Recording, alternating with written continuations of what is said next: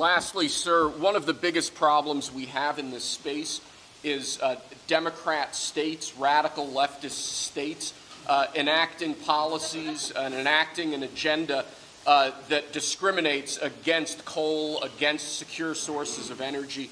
Many of these policies are unconstitutional and illegal, and with this executive order, you're going to be instructing your Department of Justice to vigorously pursue and investigate these state policies.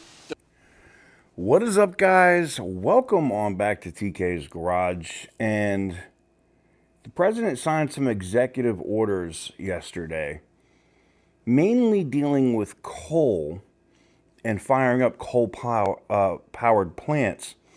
But one of those executive orders kind of went over everybody's head, and it's instructing the DOJ to prosecute and go after states that have unconstitutional laws when it comes to the environment.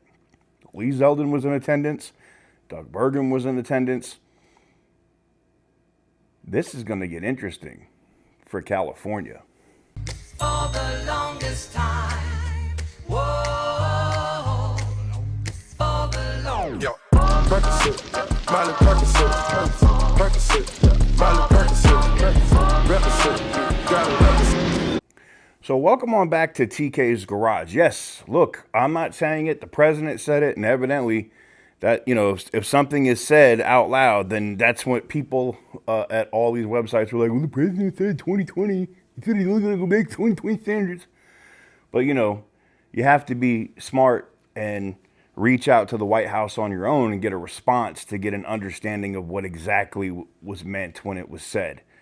And I think the president and I think Lee Zeldin are tired of waiting on Congress to get shit done, to be honest with you.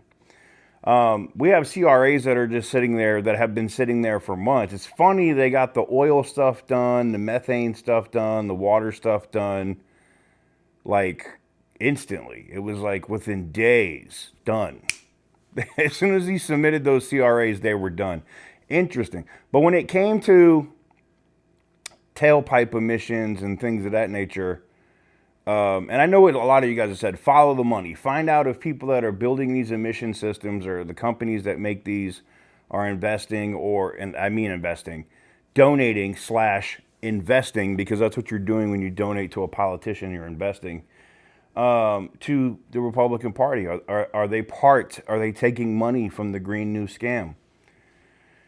Well, doing some digging, it looks like some of them actually are, and it explains some of the obstructionist stuff and why Mike Johnson's not able to get it to the floor for a vote. So Trump said, F it, executive order, and I'm going to have the DOJ prosecute stuff that's unconstitutional, and we'll just take them to the Supreme Court, and once the Supreme Court sets a precedent, then that can't be used anymore, and it goes bye-bye. What does that mean? Obviously, it means it's not going to happen like this overnight, like we all want it to happen. Now, all of that could change, right? They could push through this reconciliation bill, and they could have riders on that. And some of those could be, you know, like Transportation Freedom Act. They could put some of that other stuff, the Stop CARB Act. All of that stuff could be included. But without further ado, because I know people are going to ask, I'm going to run the whole clip of the president signing all the executive orders dealing with coal, because that should also bring down energy prices, which, I don't know if you know this, but if energy prices are cheaper, everything is cheaper. Tariffs are not. And we'll get into that later, because I saw all the comments too. I was like, oh, the market went down. Yeah, I published a video in the morning, jackass. Like, duh, market can change over the day. When I did the video, I said, at the time of the recording, the market's up. Can't go back in and change the video after it's published. I publish videos throughout the day. But anyways, I digress. Let's go ahead and roll this clip so you can see exactly what the president said.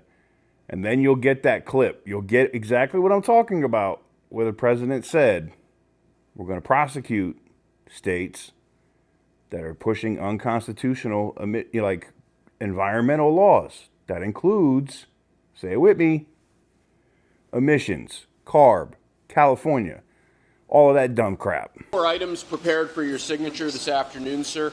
The first of these executive orders is it may be one of the most significant executive orders of your administration thus far. This directs all departments and agencies of the federal government to end all discriminatory policies against the coal industry. This ends the leasing moratorium that prevents new coal projects on federal land, and it's going to accelerate all permitting and funding for new coal projects to allow the coal industry to flourish under your leadership, sir. That's great. Thank you.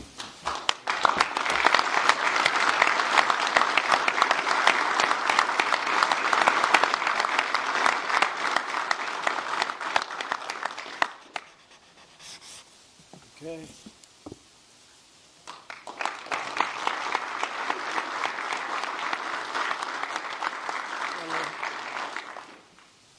Sir, there are currently dozens of coal plants in America that are in imminent danger of being forced to close based on unscientific and unrealistic policies enacted by the Biden administration.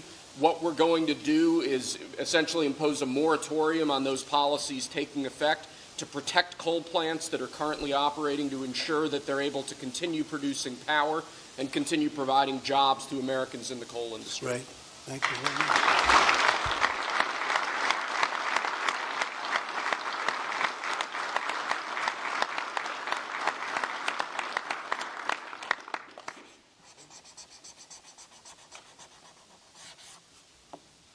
Okay.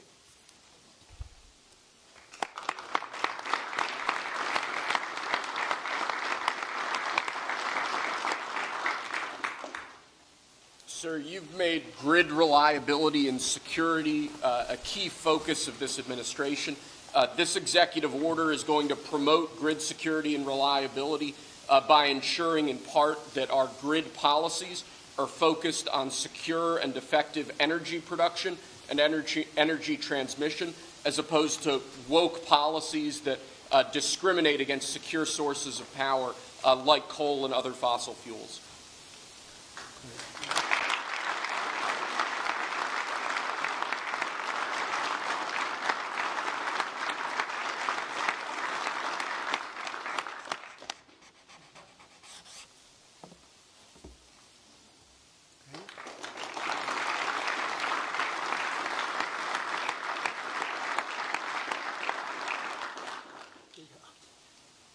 Lastly, sir, one of the biggest problems we have in this space is Democrat states, radical leftist states, enacting policies and enacting an agenda that discriminates against coal, against secure sources of energy.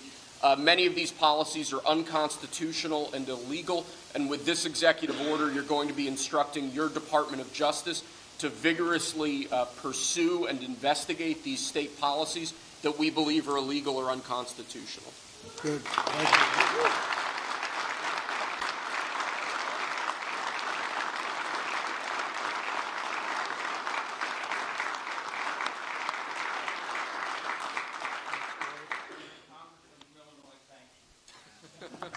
Thank you very much. Great job.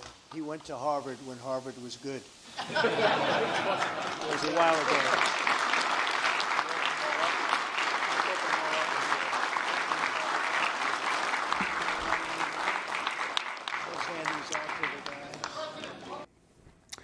So look, man, I like to go where you can hear it for yourself, and there you have it. You can't make it any more clear than that. What do you guys think, though? Do you think it's going to make a difference? Does Pam Bondi immediately go after the state of California? We know they're investigating California for missing money on railroad projects and all kinds of other stuff. I don't think Gavin Newsom's going to get in trouble for any of that, even though he's trying, even with this tariff stuff. And I'll have a separate video on that later today. We're roasting that dude. He's an idiot. But he doesn't understand the meaning of federal supremacy, obviously. He maybe doesn't want to be a state anymore. And listen, I'm pro. Feel free and become your own damn country. Y'all could just have that. That means no federal money for you, no military protection for you. Build your own stuff. And let's see, because they want to brag about how big their economy is. Let's just see what happens over there in a couple years if you became your own country. I think it would be pretty interesting. Anyways, what do you guys think about this situation? I mean, it's frustrating to me when, you know, it's on the docket or on the schedule for them to be voting on CRAs, and then they change it.